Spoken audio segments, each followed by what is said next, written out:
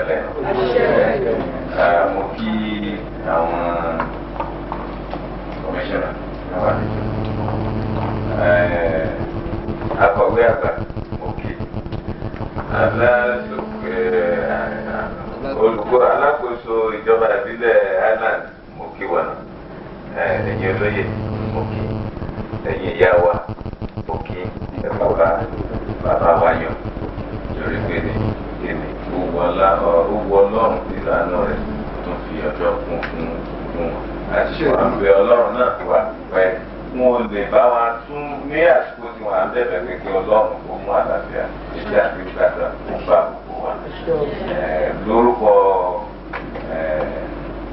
ilé Ọlágúnsó Oyinlola àwọn tó ṣiṣẹ́ pẹ̀lú mi àti ìjọba ẹ̀kọ́ pátápátá àti ìpínlẹ̀ kórè mi lọ́nà àtẹ̀lé.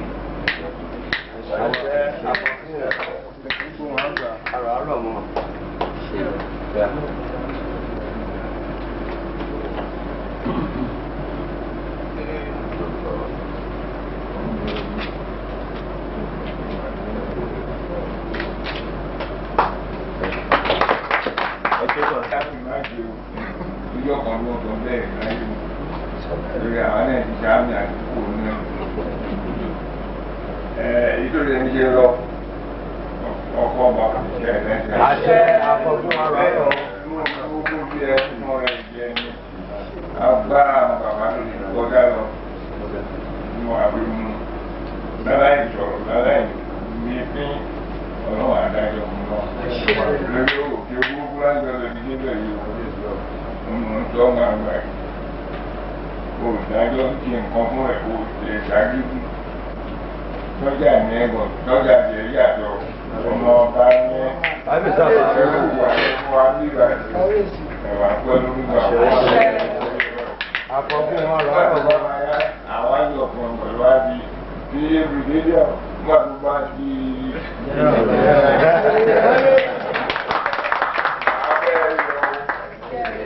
Ẹ̀ṣẹ̀ púpọ̀ lórí gbogbo ẹni olómi kí ẹgbẹ́ mi ò lérò tẹ́lẹ̀ ó di ẹni tí òun lónìí kó wá fún rẹ̀ ó ìgbàwé gbogbo ló yẹ kí ni nígbà ó yọjú àpẹ́ ó ní ìṣe o. Wà á lè sábà. Àkọ́gbọ́n. Àkọ́gbọ́n àwọn olóyè bẹ́ẹ̀ yọ gbogbo ọdún yòókù tì mí wọ́n bẹ́ẹ̀ yọ ẹni wọ́n sì fi ẹni ọ̀kàlẹ̀ tó fún mi. Ìwọ̀n SSG àtàwọn kọmíṣọ́nà Oyingbá àdárúkọ àti ẹnìkanṣe ẹ̀dá àbádárúkọ ẹ̀kọ́ máa lò tó pé bóyá àfẹ́ràn wọn ni o wọ́n ẹ má bínú gbogbo ẹgbẹ́ àtàpapọ̀ ọlọ́sí sọ́jà ṣùgbọ́n sọ́jà tiẹ̀ yàtọ̀ bí o máa di bá o máa di jẹ́nra àánú ẹ̀ máa sọ pé àdúrà tí bàbá mi yẹn ó ṣe ọlọ́run àti ẹ̀jẹ̀ kó ṣe mọ́ ẹ̀ lára ó ti mú lẹ́nu orúkọ kan ẹgbẹ́ tó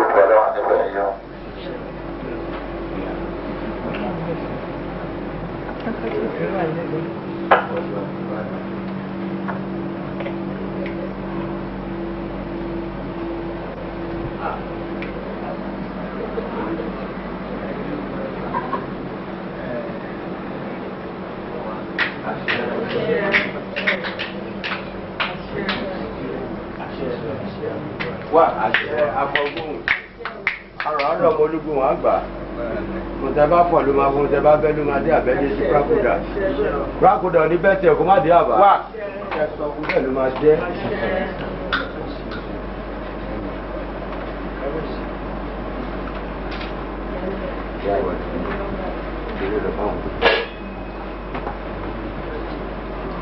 Báwọn fún gbé fún àbòdò gbogbo báwọn fún àṣẹ àbá àṣẹ wà àṣẹ wà ó ti fún ọbẹ̀ láti tún àṣẹ wà àṣẹ àṣẹ.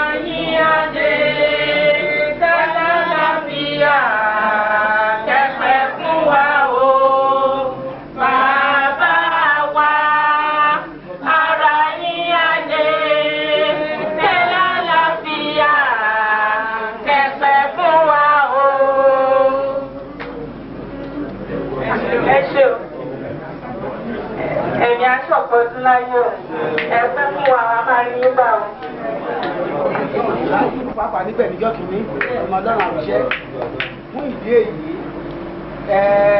ní ilẹ̀ Dáfídì ọba Dáfídì ogbó ó gba bí ẹgbẹgbẹ̀rún ọdún ó darúgbó ó wá mú bí ọmọbìnrin kan wọn kó sì sẹ́gbẹ̀ẹ́ Dáfídì ọba ara Dáfídì ara ẹni wá lọ́kọ́ yìí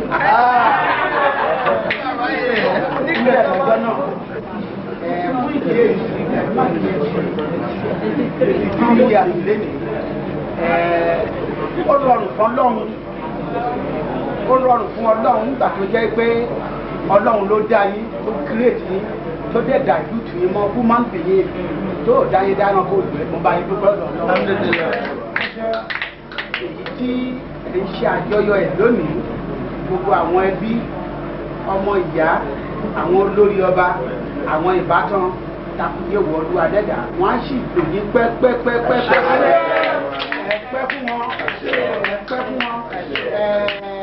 àìdẹ̀yìn àárọ̀ lápá àgbà àìdẹ̀ àárọ̀ lápá àgbà inú ewu kìí jẹ́wú ọba àgákẹ́ pa ọ̀sádára ìtàn ní kí gbogbo má gbé ló máa gbé ìtàn ní kí tẹ̀tẹ̀ má tẹ̀ ló máa tẹ̀ èyí tí ẹ̀ ń ṣe fún ọjọ́ àyá òní ní gàìdí kanràn yìí gbà tó máa tún di 1996 95 la máa bọ́ sí àbùkù máa tó má tiẹ̀ báyìí náà nìyẹn nítorí pé ara líle lẹ̀ kì ní fi sẹ́ olúgbó wá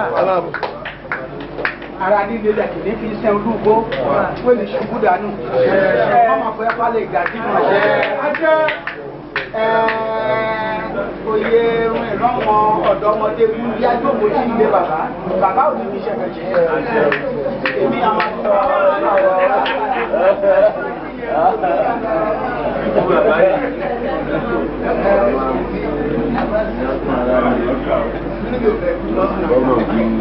bàbá yìí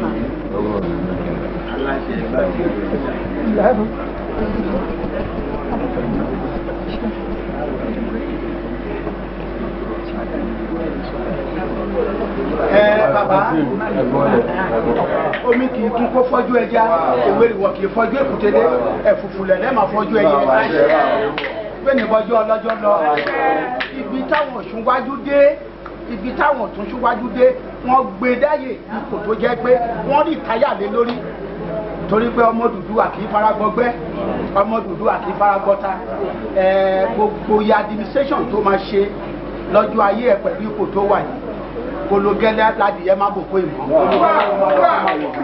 wọ́n ní fún ẹdúgbà ilẹ̀ wọ́n ní fún ọmọ Odùduwà dúgbà ilẹ̀ wọ́n ní fún ológun wà á lọ wà á bọ̀ ilé bá ebi ẹ ilé yí ebi ẹ wọ́n máa fún ẹdúgbà ilẹ̀ lọ́wọ́ díẹ̀ ní Lagos State lẹ́nìí kò sí ìrọ́kẹ̀kẹ̀ kankan tẹ́lẹ̀ kankan bá dá wàhálà alẹ́ ò dá ilé ìlú wàrà ẹ̀ wọ́n máa fi pamọ́ ni wàhálà ò ní ṣẹlẹ̀ nígbà tiẹ̀ wàhálà ò ní ṣẹlẹ̀ nígbà tiẹ̀ wọ́n ní fẹ́ palẹ̀ Nàìjíríà gbogbo yà wọ́n sọ̀pọ́tà àwọn ẹ́sìkò ẹ̀ pátápátá gbà kó tún tó máa ṣe wọ́n àjàyè lẹ́ máa jọjà kó máa ṣe jẹ́ nìyẹn. Ó bàbá nìyé. wọ́n àwọn ọjọ́ rẹ̀. Alájẹgbà kejì òrìṣà. tó gbé gbà lọ́kọ̀ ní bàbá mọ́.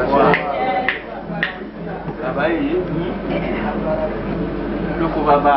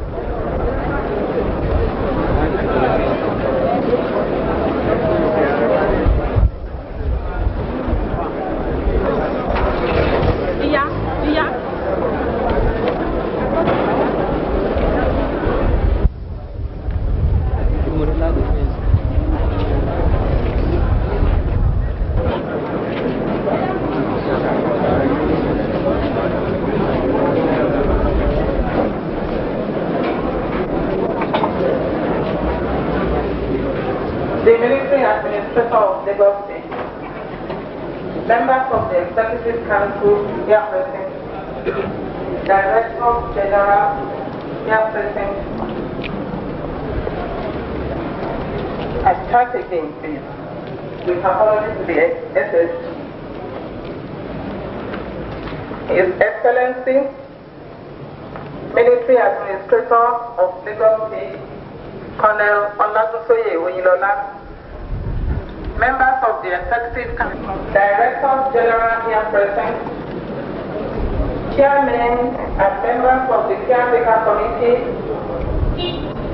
Your Royal Highnesses, Others and Chiefs, religious and community leaders, market, and also the Isolo too, because I know they are here. This is the first place of call on the working tour of the administrators to all the local government areas in Lagos State. So I say congratulations.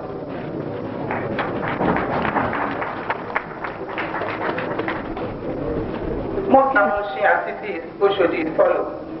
Gbogbo àwọn ìgbìmọ̀ tí wọ́n ń ṣètò ìjọba ìbílẹ̀ méjèèjì náà. Gbogbo ẹ̀yin aṣíwájú ìlú, ẹ̀yin bọ̀rọ̀kìnní ìlú, gbogbo ẹ̀yin bàbá wa, ikú bàrìbàrì èyí, aláṣẹ ìkejì òrìṣà, àṣekábíyèsí yín. Gbogbo ẹ̀yin olóyè, amóríbalẹ̀ lẹ́sẹ̀ yín. Gbogbo ẹ̀yin màmá wa, lọ́jà. Gbogbo ẹ̀yin bàbá wa, ọlọ́jà. Gbogbo ẹ̀yin àlejò pàtàkì pàtàkì tí ẹ jẹ́ bọ̀rọ̀kìnní ìlú tẹ́ pé síbí ìlénì. Gbogbo àwọn kan fìwé pè. Gbogbo ẹ̀yin òṣìṣẹ́ ìjọba ìbílẹ̀ méjèèjì.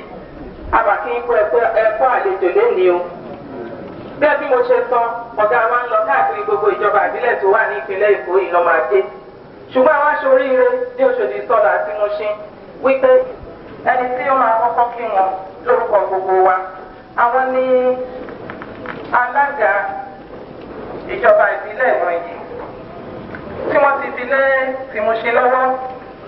Àwọn ni ọmọ ọba Báyọ̀ Ọ̀ṣíyẹmí, àwọn náà máa kí gbogbo wa káàbọ̀ lórúkọ gbogbo àwa tó kù.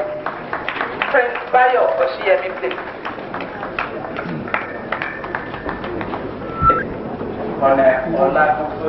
Oyinlola, members of the Lagos State Executive Council, the Secretary to the Lagos State Government,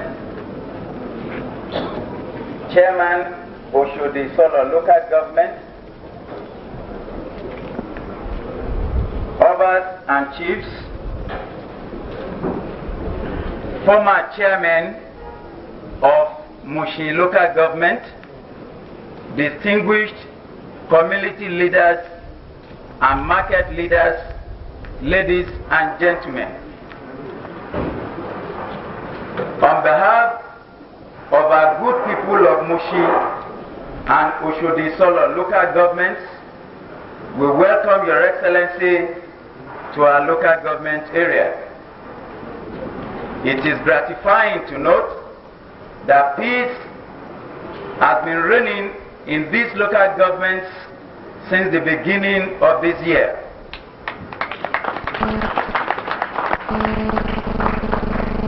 The intransigence that has accompanied the political situation in this country is conspicuously absent in these two local government areas, while security has been commendably maintained. The Constitutional Conference elections were held recently in these two local governments without any hitch, and these elections were totally peaceful and orderly. Your Excellency, sir, the people of these local governments have imbibed the idea of dialogue, good reasoning, and knack for political survival through constitutional means. The Latin idiom, nulli feri affectus ut non decipna padimento.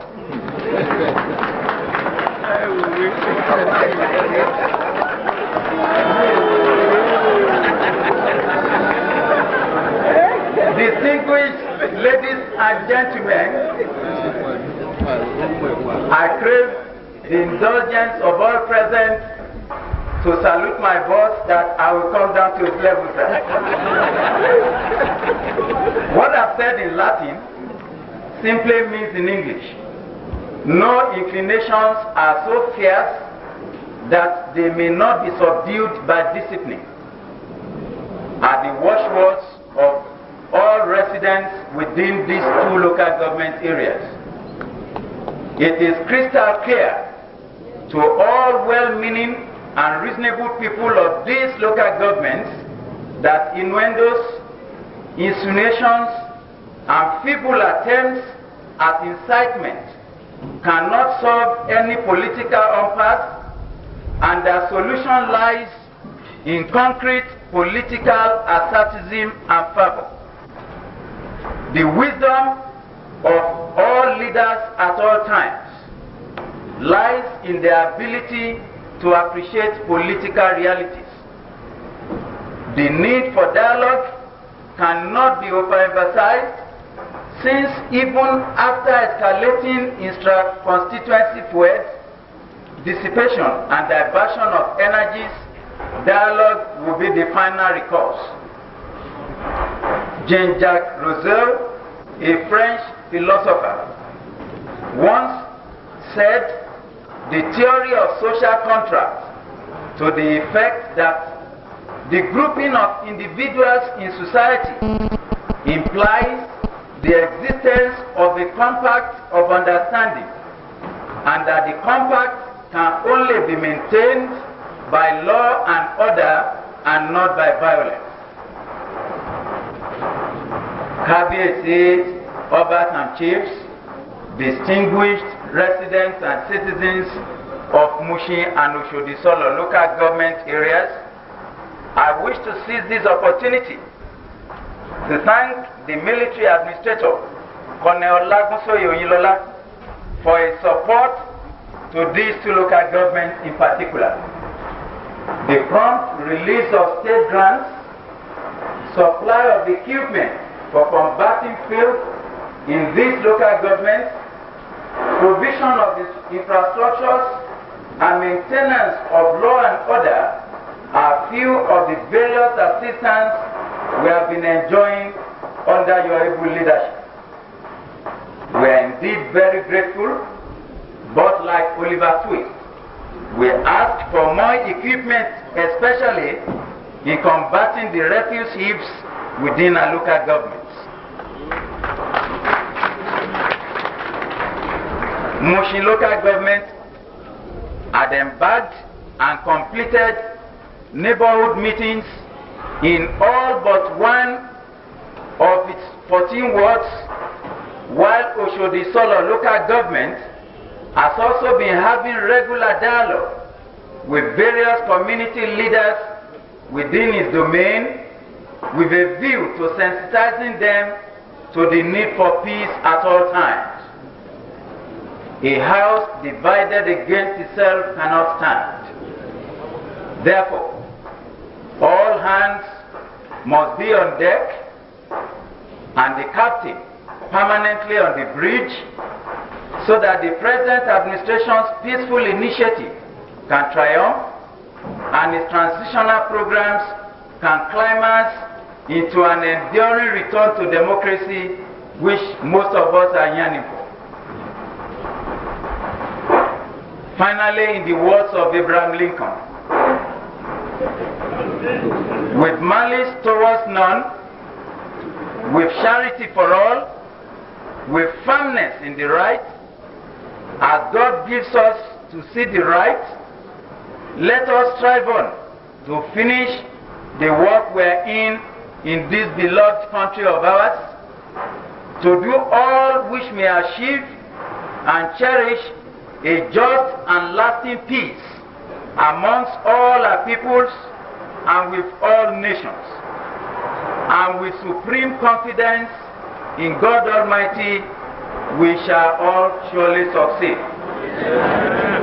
I thank you all, Your Excellency, sir. Thanks for coming on behalf of myself and my colleague from Oshidi Isolo and all the good people of Mushin and Oshidi Isolo local government areas. we say eternal God's blessings.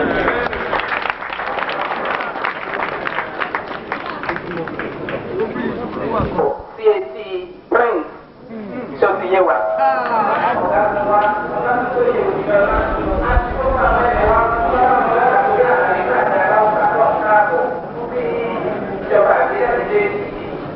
Wọ́n ní àwọn lè sọ ní gbangba àwọn lè má lè fi gbogbo ẹnu sọ wípé ìjọba àtẹ̀lé wọ́n ní àlàáfíà ní ìjọba.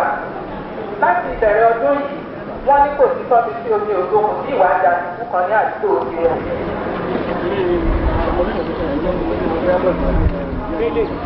Kí ló tó wá ṣèyí program ẹ̀ sí?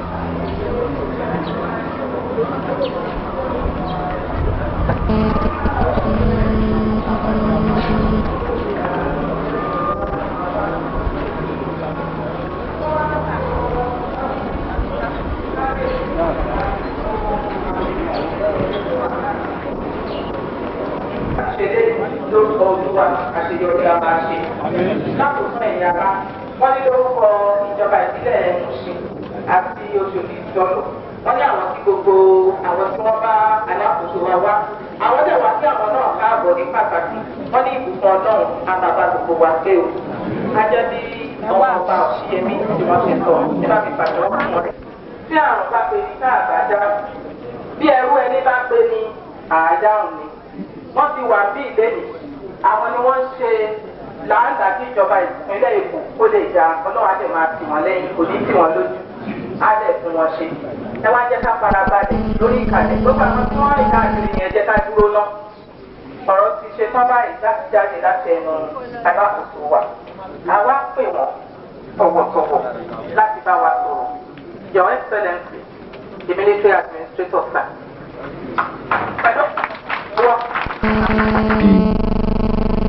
Secretary to the State Government, the Directors General here present, it is my pleasure to meet our traditional rulers and leaders of church from Mushin and Oshidi Isolo local government areas in this meeting with the leaders at the grassroots in the spirit of continuous dialogue on the current political situation in this country. You will recall that on Wednesday, 8th of June 1994, the Chief of General Staff and Vice Chairman of the Provisional Ruling Council, Lieutenant General Oshidi Ikeja, met the leaders of Church of Lagos, Ogun, Oyo, Ondo, and Osun State at the State House of Assembly on this all-important political situation in the country. Prior to that visit, the Chief of General Staff had met some of our traditional rulers at Ibadan on this same subject. Only recently, the head of state, Commander-in-Chief of the Armed Forces, General Oshidi Isolo, who was in Lagos to meet officers and men of the armed forces in various formations to reassure them of the determination and commitment of this administration to ensuring an evolution of a strong, virile and united Nigeria under a democratic governance. At the climax of this series of meetings, on Monday 27 June 1994, the head of state and Commander-in-Chief of the Armed Forces, General Oshidi Isolo, inaugurated the National Constitutional Conference. I consider this meeting worthwhile since all the above reported gatherings, not many of you had the opportunity of being present. It is only proper that you be given the benefit of the meetings and avenues such as this to enable you share, on the one hand, in the thoughts already expressed, and on the other, it will afford you an opportunity to hear your views, which may assist both government and the National Constitutional Conference in arriving at a just decision and viable options for resolving the political problems facing our dear country. Your Royal Highnesses, distinguished leaders, you will recall that all my maiden broadcasts on assumption of office, I did not hide the fact that this administration is a child of circumstance. It was born to prevent the total collapse and disintegration of our beloved country following the annulment of the June 12 election. Before the advent of the administration, we in this part of the country have been very vocal on the need for a national conference. Upon the ascension of the mantle of leadership of this country, the head of state and commander-in-chief of the armed forces, General Sani Abacha, placed at the top of this administration's program the National Constitutional Conference, for which all the apparatus and structures were set in motion towards that direction. We thank God for His mercies, for all that had happened so far, as we are all living witnesses to all the events that have unfolded. I want all of us to evaluate and assess our roles, whether we are rightly or wrongly acted the way we did.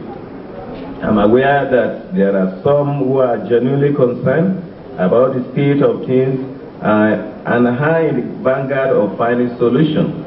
But there are others who are not similarly so inclined, who appear to be happy in creating tension and sowing the seed of discord. As a result, the tension mounts due to misinformation, misrepresentation, suspicion, and disaffection. It has been said over times, but it cannot be overemphasized, that June 12 is a watershed in our political history. These and other issues could be amicably discussed and resolved at the ongoing Constitutional Conference. We should avoid a slip backwards into the dark days before the military came into political scene. We should also not allow considerations of short-term advantage, extraneous matters, or past prejudice to becloud our sense of patriotism and good judgment. Let me emphasize that the task of building a purely democratic society rests on each and every one of us. Our royal fathers and the leaders at today's meeting should further help in inculcating a new political culture in which tolerance for other people's views and respect for peaceful and orderly succession to government are imbibed. This is a challenge to all of us, as the corporate existence of our great country should not be toyed with. I want to assure you all that the present military administration is committed to return our country to a genuine democratic polity within the shortest possible time. We all have onerous responsibilities to create a favorable and peaceful environment for the federal military administration to achieve this laudable goal. To do otherwise is to extend an open invitation to anarchy at the expense of social, political, economic stability, and indeed the very survival of our nation.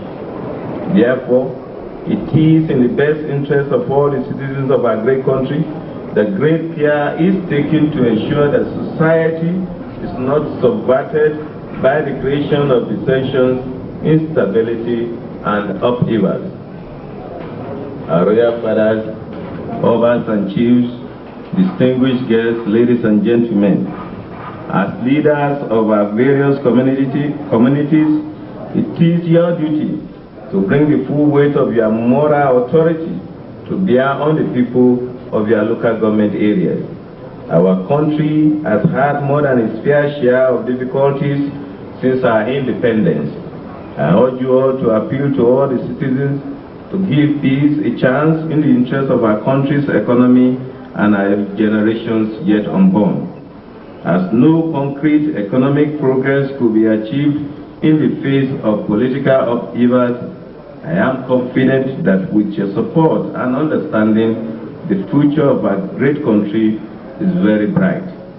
Finally, I wish to stress that the months ahead will put to test the dedication and sincerity of all those whose responsibility it is to help shape the destiny of our country.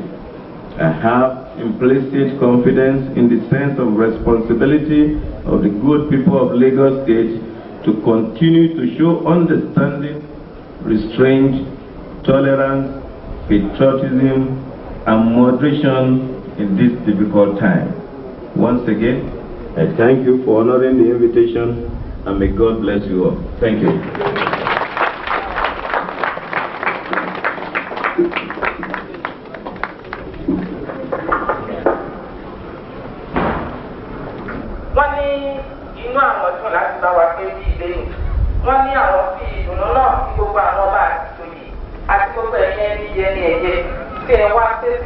láti ìjọba ìbílẹ̀ Mushin àti Oshidi Isolo.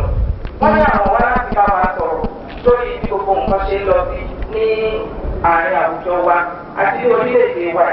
Wọ́n ní àwọn tí wípé ọ̀gágun wa jíyà wípé wọ́n ṣe ìpàdé láwọn ní ilé ìgbìmọ̀ aṣòfin tẹ́lẹ̀ tó wà ní Aláùsá pẹ̀lú àwọn èèyàn tí wọ́n wá láti àwọn ọba, àwọn ìjòyè àti àwọn ọ̀rọ̀sìn ní Èkó, Ògùn, Ọ̀yọ́, Ọ̀ṣun àti gbogbo bẹ́ẹ̀ bẹ́ẹ̀ lọ. Wọ́n ní tẹ́lẹ̀tẹ́lẹ̀ irú ìpàdé bẹ́ẹ̀ ti wáyé nìbàdàn. Wọ́n ní wọ́n ṣe ìpàdé yìí láti fi ọ̀rọ̀ yé wa bí gbogbo nǹkan ṣe ń lọ sí kó má ti tẹ̀ nǹkan kan ń wá lójú nípa nǹkan tó ń ṣẹlẹ̀. Wọ́n ní ààrẹ àgbàlagbà wa pàápàá ọ̀gágun àgbà pátápátá wọ́n ní Abacha. Wọ́n ní àwọn náà ti wá sí Èkó. Wọ́n ti bá gbogbo àwọn ọmọ ogun lólórí òjòrí, wọ́n ti bá wọn sọ̀rọ̀ káàkiri láti fi ọ̀rọ̀ yé wọn bí gbogbo nǹkan ṣe ń lọ sí àti bí wọ́n ṣe lè parapọ̀ sí àlàáfíà tí ó ti wà ní orílẹ̀-èdè wa. Tí gbogbo iṣẹ́ tí wọ́n ń ṣe. Wọ́n ní àwọn ti pé ní ọjọ́ kẹtàdínlọ́gbọ̀n oṣù tí a wà ní lórí oyè tí wọ́n ti forí oyè ilé ìwà ní gbogbo àyà wọn láti ṣe. Wọ́n ní kì í ṣe gbogbo wa la wà bẹ́ẹ̀. Ìyẹn gan-an ló máa rú ìjókòó ìwálé. Gbogbo wa kọ́ ni a ní àǹfààní láti lọ sáfìjà. Gbogbo wa kọ́ la gbọ́ nǹkan tó ṣẹlẹ̀. Wọ́n ní bí àwọn ṣe lọ káàkiri gbogbo ọ̀rọ̀ tó wà níbẹ̀ kò ní wọ́n máa dàdé wa kó náà ni wọ́n lè fi kàkéèdì kọ́ wa. Wọ́n ní nípa bẹ́ẹ̀ gbogbo wa àdéjọ jókòó àdéjọ jíròrò àwa náà tẹ̀lé wa sọ tẹnu wa jáde nípa bí gbogbo nǹkan bá ti lọ sí nítorí wa ló fà léèrè nípa yìí. Wọ́n ní nínú ọ̀rọ̀ táwọn wá kọ́ kà nígbà tí àwọn òwúrọ̀ àti ìpàdé bí alákòóso ìjọba ìpínlẹ̀ Èkó yìí. Wọ́n ní àwọn sọ wípé bí ìlú ṣe rí òun náà ló mú kí ìjọba ológun tó ń padà kì í ṣe pé ìfẹ́ inú àwọn ọmọ tó ń wọ̀n láti wá máa ṣe ìjọba. Wọ́n bí ìlú ṣe ń lọ sí ìgbà yẹn lẹ́yìn tí wọ́n pàṣẹ lé ìbò ibi ọjọ́ kejìlá oṣù kẹfà àti ọdún tó kọjá tí wọn bá tètè wà ní àsìkò tí wọ́n wá wọn fẹ́ kí ìyá máa ṣẹlẹ̀ wọn fẹ́ kó ṣẹlẹ̀ wọn fẹ́ kí ìkàjẹ́ sílẹ̀ ṣẹlẹ̀ wọn fẹ́ kí gbogbo nǹkan àwọn tí àwọn òfin wá ṣe tẹ́lẹ̀tẹ́lẹ̀. Wọ́n ní nígbà tí ọ̀gá fún Abacha tí wọ́n tẹ̀lé fún wọn ṣe ń lọ bó ṣe ń lọ yìí. Wọ́n ní lóòótọ́ ọ̀rọ̀ ìdìbò ọjọ́ kejìlá oṣù kẹfà ọdún tó kọjá ó ṣe pàtàkì ó ṣe kókó. Wọ́n ní ṣùgbọ́n ìtúnbí ìnùbí òní èèyàn gbọ́dọ̀ máa ṣe gbogbo nǹkan. Kò sí wọ́n ní ká àfẹlẹ̀ mú kí ìbàjẹ́ níta bá ti fagbára mú kòkòkò ní ilé. Wọ́n ní wọ́n ti lò ẹ̀ wọ́n ní ká bá gbà wọ́n láyè. Wọ́n wá rọ gbogbo wa wípé àtìlẹ́yìn ìjọba ní olùkàdì. Wọ́n ní ẹgbẹ́ ká fi àjẹjẹ́ àlàáfíà kó jọba. Káwá fi àlàáfíà ìgbógun sílẹ̀ fún àwọn ìwé. Wọ́n ní níbi ìkódà rẹ̀ wà. Wọ́n wá rọ̀ nípe kí gbogbo wa ká ní ìfaradà. Ká ní àjùmọ̀ṣepọ̀ tó dáa. Ká má máa gbọ́ ìsọ̀yì. Ká má máa kàdé sọ̀rọ̀. Àwọn tó ń ṣe jàǹdùkú ká máa bójú sùúrù fún wọn. Ọlọ́run ló ti máa lè tó jẹ́ gbogbo ẹ̀ kó túbà kó tù ṣẹ́wù. Lẹ́ẹ̀kan sí wọ́n fi gbogbo wa wípé ẹ̀ka àbọ̀ wọ́n ní pípé tí àwọn pé ọ̀rọ̀ tí wọ́n ní bá ń sọ nìyẹn. Ẹ láti bá pàtẹ́wọ́ aṣọ. Ó wà fún wa láti sọ tinú wa. Bó ṣe béèrè la ní béèrè àyè wà. Ṣùgbọ́n àwọn tó tún kún ojú wọn ju èmi lọ, àwọn ni wọ́n máa bá wa ṣe ìní náà nítorí pé wọ́n tiẹ̀ tún mọ̀ yín bẹ́ẹ̀ mi ṣe tún mọ̀ yín lọ. Ẹni tí ń dẹ̀ máa pè tí wọ́n máa ṣe, àwọn náà ni alága ìjọba ìbílẹ̀ Mushin, ọmọọba Òṣìyẹmí. Àwọn ni wọ́n máa bá wa darí ìbéèrè àti ìdáhùn. Àwọn olórí a máa ṣiṣẹ́.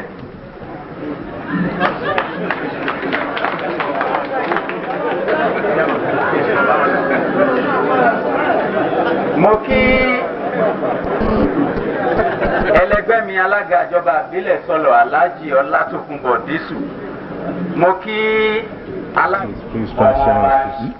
ọmọ torí pé èèyàn lọ́hùn ó fi àyè sílẹ̀ láti dáhùn àwọn ìbéèrè yìí ṣùgbọ́n torí pé a mọ̀ pé ọ̀nà pọ̀ fún wọn ní òní àti ní ọjọ́ gbogbo tán bá kúrò níbí ìjọba ìbílẹ̀ míì ni wọ́n tún lọ. Wọ́n fi àyè sílẹ̀ ká béèrè ìbéèrè márùn-ún kó dẹ̀ lọ sí orí kókó ọ̀rọ̀. Tí a bá fẹ́ béèrè ìbéèrè ká yọwọ́. Wọ́n ti fún mi ní àṣẹ ètò ìdáhùn àti ìbéèrè yìí. Màá wá sí ẹni yẹn síta fún alákòóso wa láti rí.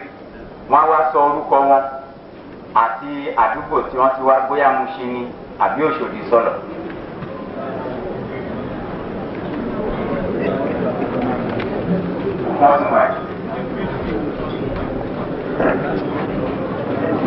Èmi ni Chief Semi Bukoy láti Mushin gbé. Ohun tí mo kọ́kọ́ fẹ́ sọ fún ìbéèrè tí màá kọ́ béèrè lọ́wọ́ gómìnà wa ní pé kò sí nígbà tẹ́ sọ kankan tẹ́ sọ ìwé tẹ́ka ẹni jẹ̀níù democracy ṣe máa dé ni yìí tá a lè ṣe tẹ́lẹ̀ jẹ̀níù ni torí àti dààmú lórí ẹ̀.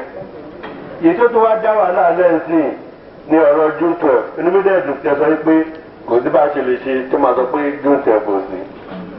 Mo wá fẹ́ bẹ̀yìn nígbà tí màá sọ pé kò tó bá ti ń sọ kò tó tẹ̀lé àìsàn mọ́ oṣooṣù olóko gbogbo tó ń ṣẹlẹ̀ ní Mushin tí ó kò sí wàhálà nítorí alága Mushin tá a ní ó kó ìrìn mọ́ra ó dẹ̀ ń káàkiri ní àti ń sì dáná. Ṣùgbọ́n ọ̀rọ̀ June 12 yẹn láti ẹgbẹ́ bèrè ìpàdé máa lọ wà kú nípa ẹni tó wà gbéra tí wọ́n mú kò sí ẹni tó lè dùn mọ́ fún ọmọ òun. Kò dẹ̀ sí ẹni tó gbàdúrà kí wọ́n ṣe ohun tó gbàgbọ́ pé wọ́n ń gbé kiri sí i.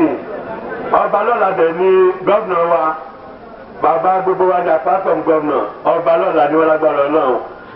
Wà á ru pàṣẹfẹ́ kó pé ẹsẹ̀ wá sí Mushin ìbànújẹ́ tó ń bà wá nú jẹ́ tó tún bà wá Yorùbá nú jẹ́ pé bẹ́ẹ̀ ṣe máa ràn wá lọ́wọ́ ẹ máa jẹ́ kó mọ̀ yìí pé bọ́jú ń gbé kiri wọ́n láàrin ìyá ń jẹ́ kí wọ́n jọ ń sọ̀rọ̀ Ọlọ́run. Awúsọ̀ nígbà kan ti ìyà jẹ ara wọn bẹ́ẹ̀ yẹn ṣùgbọ́n ẹ̀dẹ̀ máa fẹ́ kí ìyà jẹ èèyàn wa bá ṣe jọ ń sọ̀rọ̀ Ọlọ́run wọ́n ń fi ìyà jẹ wa. Irú màálù dúkò tó mú wá yẹn ẹjọ́ irú màálù tó dúkò tó mú wá sí kọ́ńtẹ́ńtì àtẹ̀ǹdì yẹn ohun tó ṣe ju tí Abíọ́lá ṣe l'Abíọ́lá wọ́n dìbò fún ni kò màálù dínkù àjọ ìṣèjọba tẹ́lẹ̀ ni tó wọ́n gbé màálù dínkù wá wọ́n wá lọ sí Abíọ́lá mọ́lé ìbànújẹ́ ní ká fẹ́ kí gómìnà wa kó bá a lè sí ẹ̀ṣẹ̀.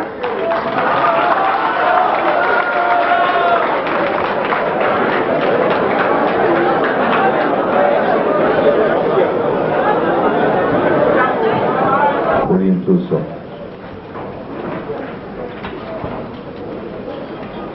Láti fèsì máa mú dá ẹ lójú pé gẹ́gẹ́ bí mo ti sọ níbẹ̀rẹ̀ ìgbà tí mo ti dé Èkó pé bí ògo bá ń jẹ́ tọlọ́run èmi ò lè purọ́ fún ẹnikẹ́ni nítorí pé kí ni ṣe rílé ayé yìí o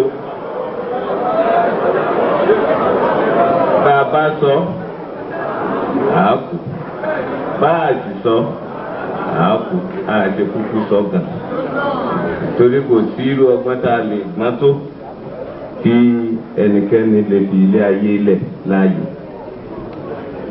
kò sọgbọ́n náà lórí tí ẹ sọ èmi fẹ́ ká ro ọ̀rọ̀ yìí o nítorí pé kí ni wọ́n ní ìdí lóṣó orí là ń gbáǹkó.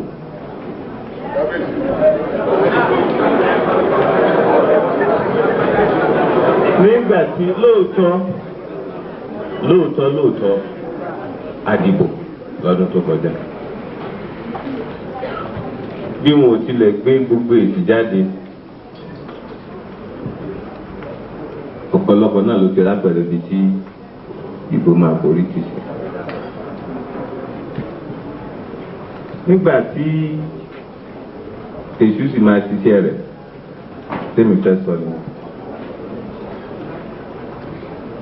wọ́n náà fagilé ìdìbò mi fẹ́ ká kọ́kọ́ gba Ọlọ́run gbọ́ fún nǹkan kan ká máa ti bi wọ́n ní ká ti bi ìṣáná ká kí èso ògùn.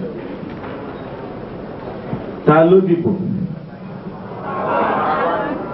Ta la dì fún? Ta ló gbé ìgbìmọ̀ ìdìbò dídì kalẹ̀? Babangida. Ta ni Babangida Taladiola? Mo bèrè ní o wọ́n sún bẹ́ẹ̀ bá mọ̀ tẹ́gbọ́n mi mọ̀ ẹgbẹ́ bá ẹgbẹ́ bèrè ọ̀rọ̀ tí a ò bá mọ̀ kò sẹ́ni tí ó mọ̀ pé ọ̀rọ̀ wọnú ara wọn ìkan oṣù mo dá ń sọ gẹ́gẹ́ bí ọlá bíbí mi ò ní parọ́ n tí mi ò lè sọ láàrin Abíọ́lá àti Babangida pé mi ò mọ̀ bóyá ń bá yàwó ara wọn ṣùgbọ́n wọ́n súnmọ́ ara wọn débi gbé bí èèyàn ṣe súnmọ́ra tó lẹ́yìn ìgbà tó dé gan wọ́n ti parí ọ̀rọ̀ ìjà wọn. mo mú bọ̀ ní lẹ́sẹ̀lẹ́sẹ̀ ká gbà pé tí ìbá ṣe pé ní Ọlọ́run bá ní bí nǹkan ṣe rí pé sọ̀rọ̀ ẹni ni ó tún da nǹkan tó lù ẹ́ fọwọ́ ṣe rú ìyẹn lọ bẹ́ẹ̀.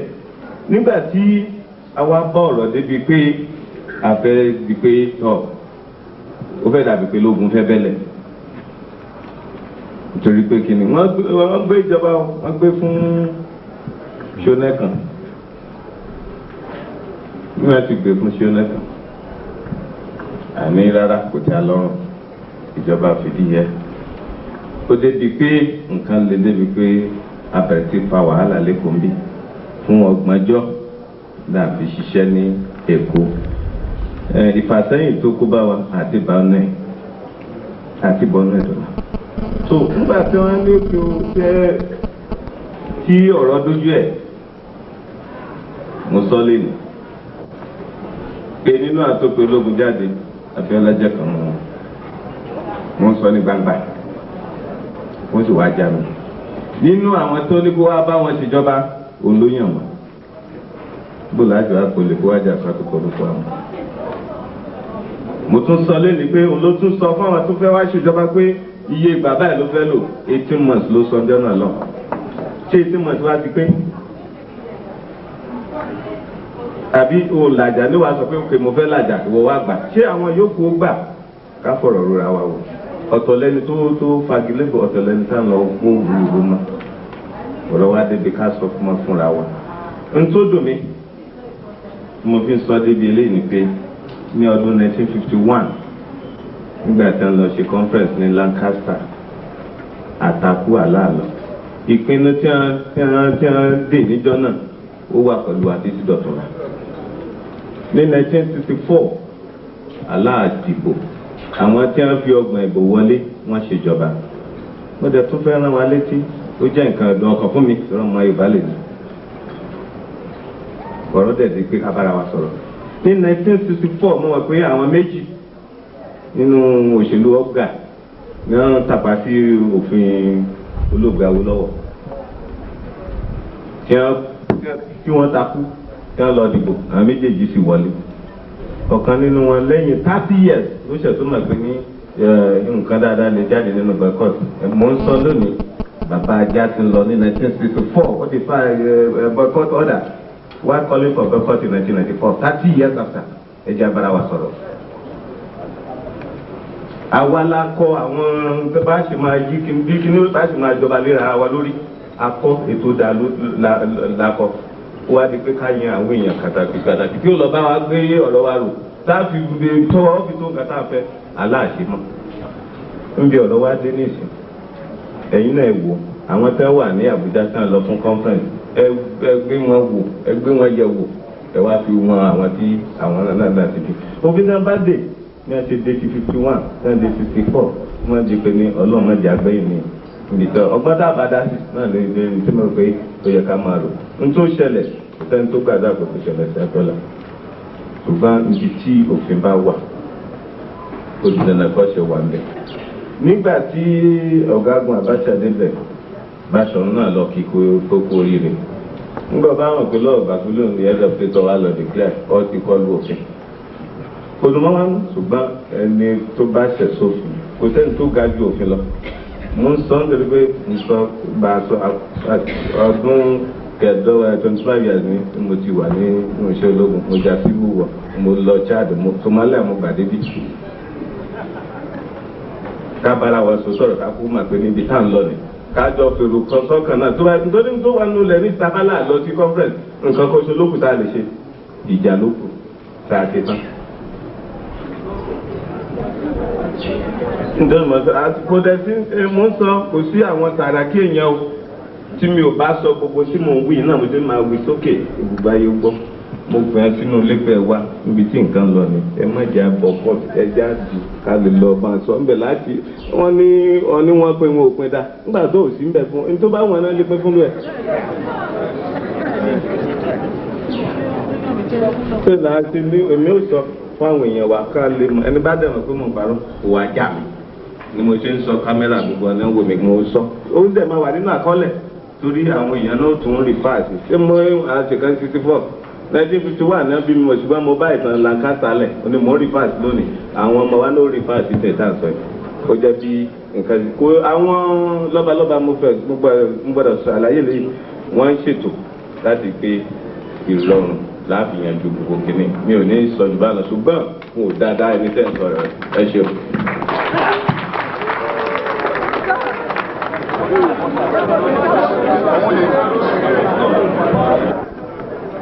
ẹni tí a fi ìbò yàn láti represent Mushin ní National Assembly tí ìjọba tó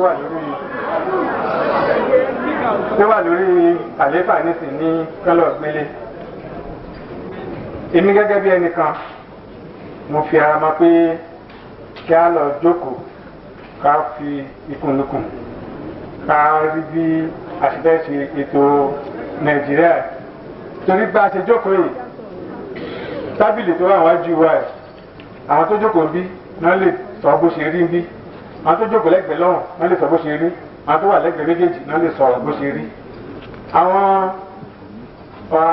èèyàn wa ní òkè ọya wọ́n sọ pé ẹ̀tọ́ wọn ni láti jà wá lé wa lórí títí láéláé àwọn náà sọ pé àjọ nílùú ni àwọn ọmọ ìyá wa lókè ọya lọ́hùn sọ pé àwọn náà wọ́n bọ́ gbogbo Nàìjíríà tí àǹfààní bá wà kájọ jókòó ẹni tó sọ pé dandan ẹ̀tọ́ òní láti máa jọba lé wa lórí á sọ ìdí tó fi láti rí bẹ́ẹ̀ àwọn tá a ti sọ pé àwọn náà lẹ́tọ̀ọ́ sí à á sọ àwọn tó sọ pé àwọn náà ń bọ́ wa tí àwọn òlẹ́tọ̀ọ́ ti dé orí àléfà àwọn náà sọ nǹkan tí wọ́n rí tó sọ pé ó jẹ́ dandan láti ṣe.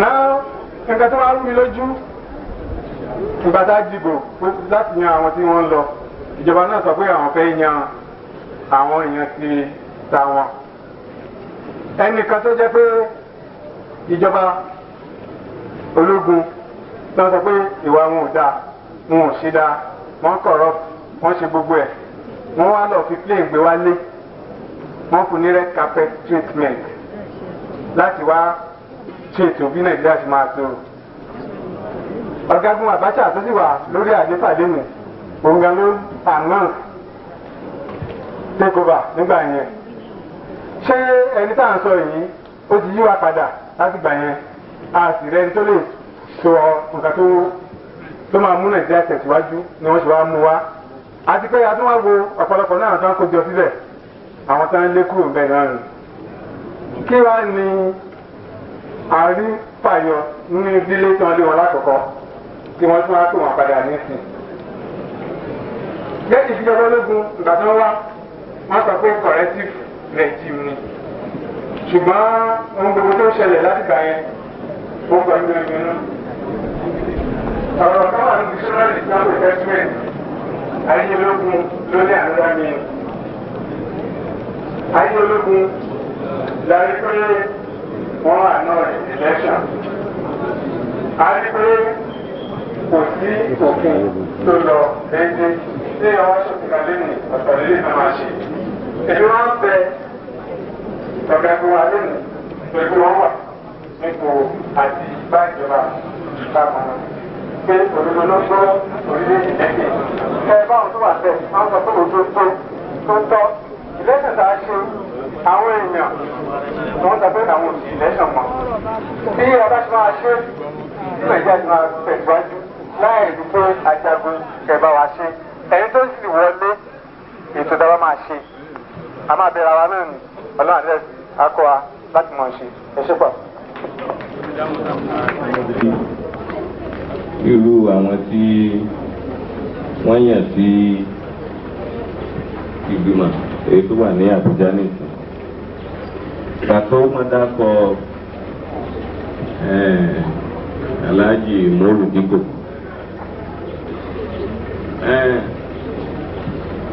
ó tán lẹ́sọ̀ pé ńgbà tí wọn ò ṣe dáadáa náà ni wọ́n ní lé wọn kúrò lórí àga wọ́n ti gbìyànjú láti gbé wálé láti inú àpótí kò bá mu ṣùgbọ́n ẹ̀yin àgbàlagbà ọ̀sáfẹ́sì náà ní àpò òpè tá a bá gbàgbé ọ̀rọ̀ àná.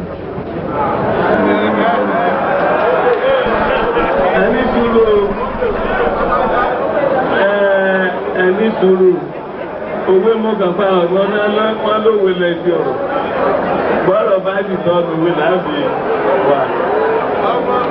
ní tí a bá ní ká gbé yẹ̀wò ó dàbí pé láwọn náà ti fi ń gbàgbé ọ̀rọ̀ ìlú ìkẹ́ náà ni gbogbo wa wà. ẹnìkan dá ogún lẹ̀ fọ́dún mẹ́ta tá a fi jà ẹ̀mí mélòó ló run síbẹ̀. mo ẹ dákun ìjára máa mú lẹ́sẹsẹ ẹ̀mí mélòó ló run èmi tí mo dúró ẹ̀gbọ́n tèmi sọnù ní ogun yẹn.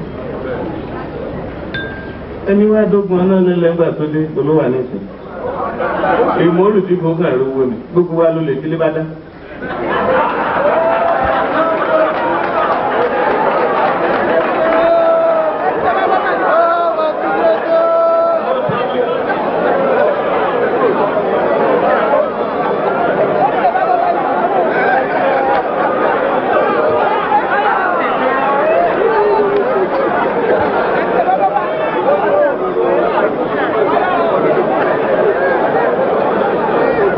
èmi ò fẹ́ kí káàró ló lọ sí báyìí èwo ni ó kàn gùn sọ́dọ̀ wa ìyẹn ni wà. kò sẹ́ni tí ò mọ̀ dájúdájú pé àló di dandan sẹ́ẹ̀ pé èmi ò ṣe oyè ìdílé ẹnì kankan. kò sẹ́ni tí ò mọ̀ yẹn. ìyẹn náà láti sọ pé ẹjẹ́ àdálẹ̀ ká tún ta ó kàn jẹ́ pé kì í ṣe àṣà tí ọmọ ní kẹrọsìn lè dání. Nah.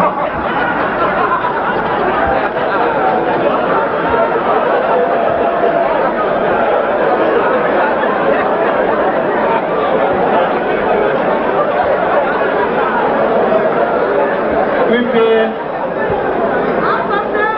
tí kíní ìbò ṣe lọ àní òtí alọ́rùn àwa náà la kọ́kọ́ sọ fún ọpẹ́tọ̀ ibi tí ó kù dá lọ ni kí wọ́n á là wá lè dán sí abẹ́pẹ́ ní ọ̀rẹ́.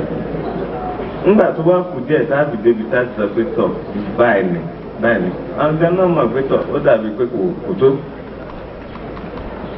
wọ́n dẹ̀ ti sọ pé n tí àwọn ìgbìmọ̀ bá gbé kalẹ̀ ó di dídè. tí wọ́n bá lẹ́ni báyìí ló máa ṣe ti gbogbo àwọn afọ́ ti pé tọ̀ ẹni báyìí ló máa ṣe lọ títí ayé odòfin. olórí ogun náà ti ṣàlàyé pé kò sẹ́nìkan tó fọwọ́ sínú bí ṣùgbọ́n nítorí pé ní àfẹ́ bára wa sòótọ́ ọ̀rọ̀ níbi tọ̀rọ̀ lọ. mo ń sọ àlàyé báyìí tó lè káwọn alàgbà lè mọ ohun tó ṣẹlẹ̀ nígbà tí a fẹ́ gbìgà mo sọ fáwọn èèyàn wa pé wọ́n pé nàìjíríà sọ́nà mẹ́fà àwọn márùn-ún láwọn ṣe tán láti lọ sọ. tọ́ àwa tá a gbèjẹ́ yọ̀kan nínú mẹ́fà ọ̀dọ̀ wa ló kù sí láti mọ̀ pé àtàlẹ́ bá a gbọ́n. tí àwọn àgbàlagbà tí wọ́n wà nígbà tí ọ̀gádìyà bá wa sọ̀rọ̀ mo bí wọ́n mẹ́nu bà ètí mo sọ ẹ̀ náà nítorí wọ́n ṣàlàyé pé ǹjẹ́ wọ́n lè sún ọjọ́ conference síwájú àbí ìbò alẹ́ rárá torí tá a bá nítorí ẹnìkan ká sún nísìnyí ẹlòmínà tó ní sùn lọ́la ló bá dàbí pé ní ọ̀rọ̀ tẹ́ wí kan pé ní àlèmú tá a sọ àlèmú ṣe. nítorí pàtó mínísọ̀ ó ti dandan pé ká máa bá lọ. ń ṣe ojú àwọn èèyàn wa mo ti sọ̀rọ̀ ìjọ mẹ́rin gbáko lè mí àti ọ̀gádìyà láti sùn lẹ́kọ̀ọ́ láti fi hàn àwọn èèyàn wa pé ó dàbí pé ajá ó fẹ́ padà síbi ebi rẹ̀ àárọ̀ 51, 64, now 94.